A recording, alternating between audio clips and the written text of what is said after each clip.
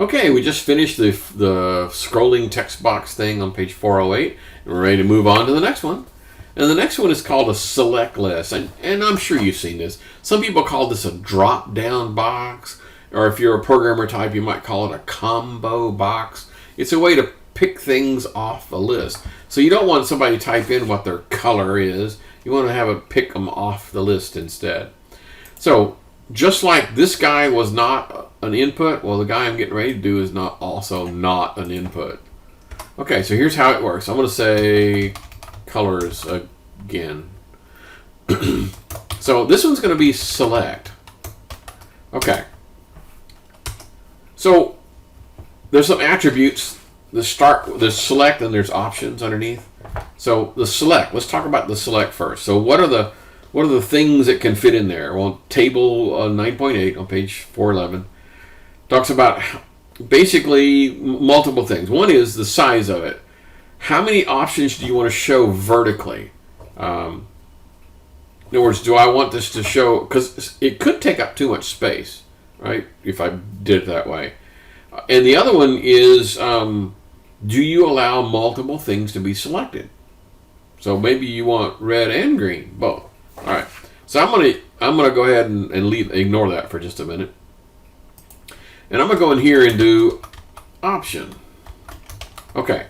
Now here is where I'm gonna go in and say ID equals, can I call it colors before? Good. Thank goodness I didn't call it that before on the other one. Colors, and the name is colors. Well, actually, oddly enough, this is one of those scenarios where the name value pairs don't line up exactly. Inside an option, let's go ahead and do red and green and blue. That's going to be my options that show up.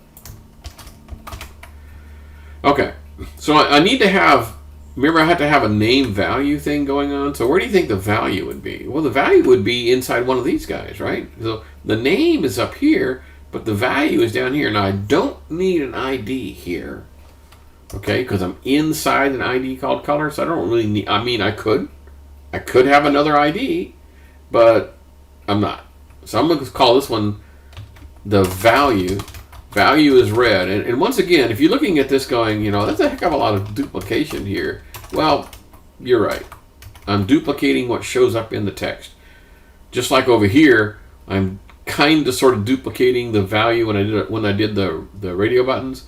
If I wanted Junior to show up, I had to type it twice. Same thing here. So value and blue. Let's say I want one of these to be automatically selected off the list. What do you think? Like, how can I tell it that I have one of them that I want? What do you think it would be called? It's called selected. Although, oh, I know why it didn't come up, because I didn't spell this right. I'm about to say, how come it didn't come out right when I started typing these guys? Okay, one more time. I'm going to go here and type selected. And selected is just like that thing about checked, where it doesn't have a name value. I mean, a combination of the attribute equals and something in quotation marks, which drove the XML people nuts. Okay, let's try this. So here's my guy. And I can tell it I want red, green, or blue. Okay. Now, this one is not as clean as you might think. Let me show you what I'm talking about, where it gives you some rather annoying things. All right.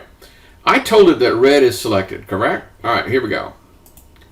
So, oh, I didn't mean to do that. Stop. There's a lot easier way to start these guys without doing, I always do right click, at least almost always. All right, so I told you that red was selected. Okay, cool. So I do, I'm going to do Bob and Smith, and my password is 123, and that's good enough. Send data. Colors red, great. Let's go back. Green. Colors green. Cool. And so now everything works about the way you'd expect it to. Now, I'm going to go up to here and say multiple. Again, it's one of those things, right? So I can select more than one thing.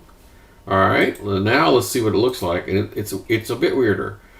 First of all, because I can select multiple ones, I have to be able to show multiple ones. So I'm going to go and using the control, if I just click on one, okay, then that's the one I'm going to get, right? But if you hold the control key down, you can click on two of these guys and send the data. Now, does that look weird to you? Like, wait a minute. I selected, you told me it was okay to select multiple ones.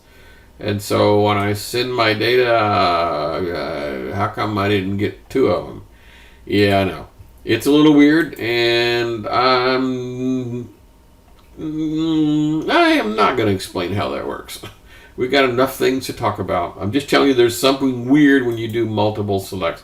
There's some more things you basically have to do at the other end to peel off those colors. Okay. And it basically all has to do with how you do this value versus the name guy. Okay. All right. So, that's enough. The next thing is called an image button. And image buttons are pretty cool. It basically, instead of having some ugly looking button, you could pull in a really cool looking button.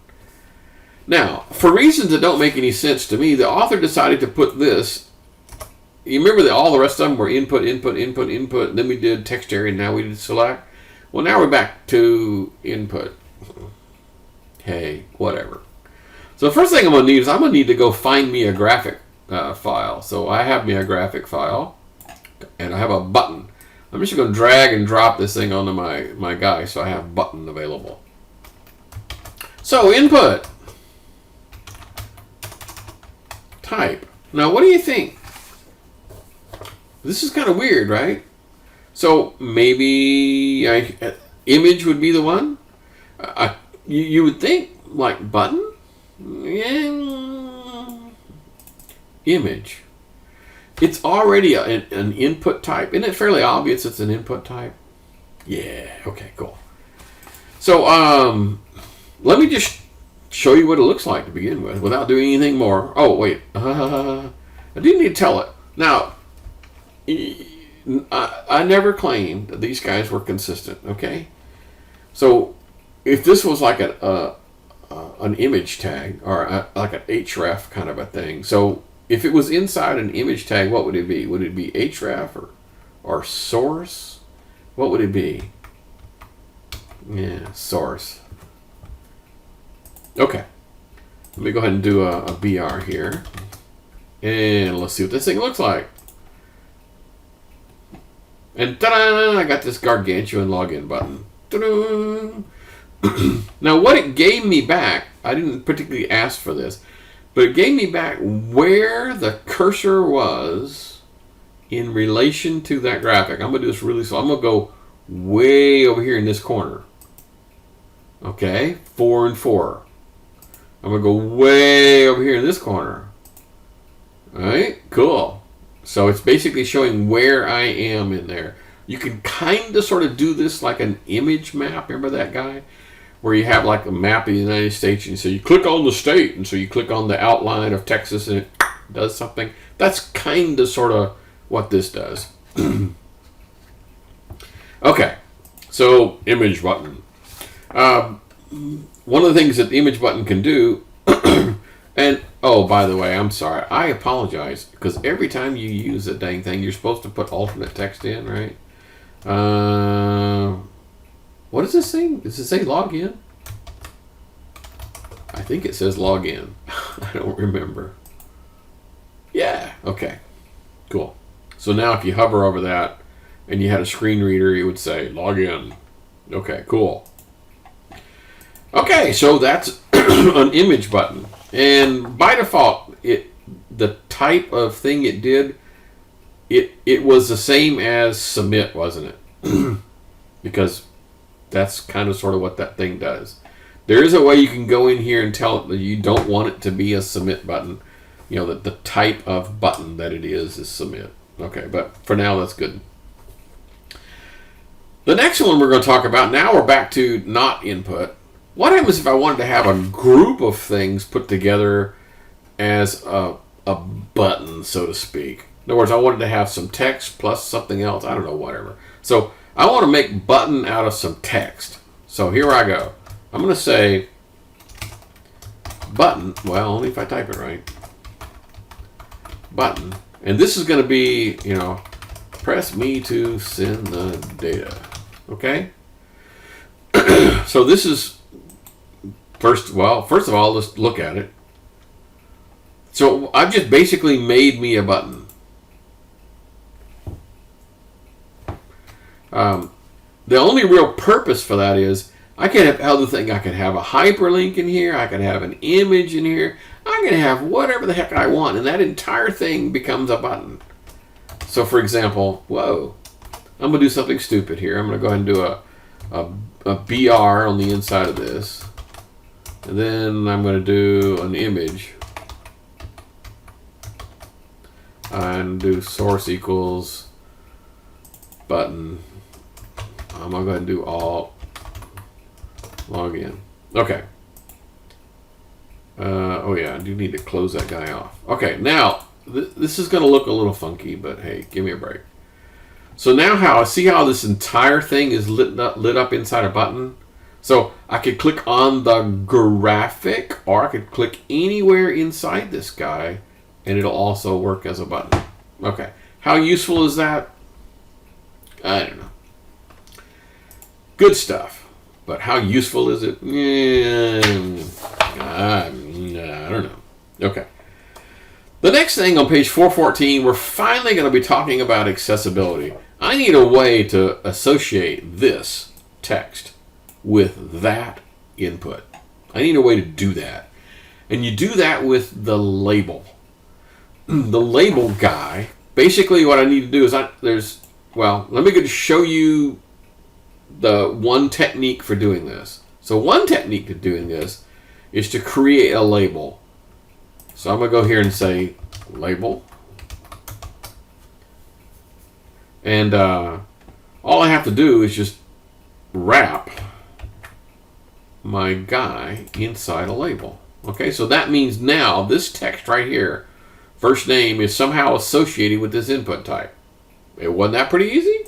Now, you don't expect it to look any different, do you? No, of course not, right? It's all going to be the same. Cool? Okay. That was like the first technique they came up with when they came up with label. And the idea is that whenever the two are side by side, it works great. But the problem is that's not normally the way we do business.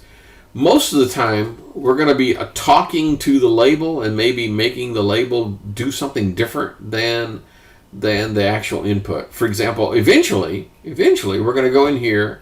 Well, not just eventually, we're going to do it next.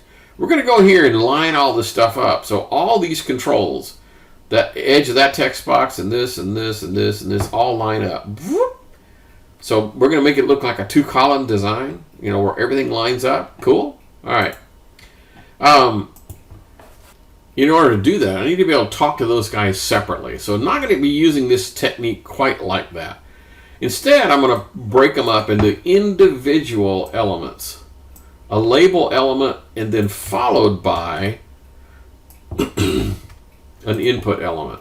So I'm going to do it like this. Okay?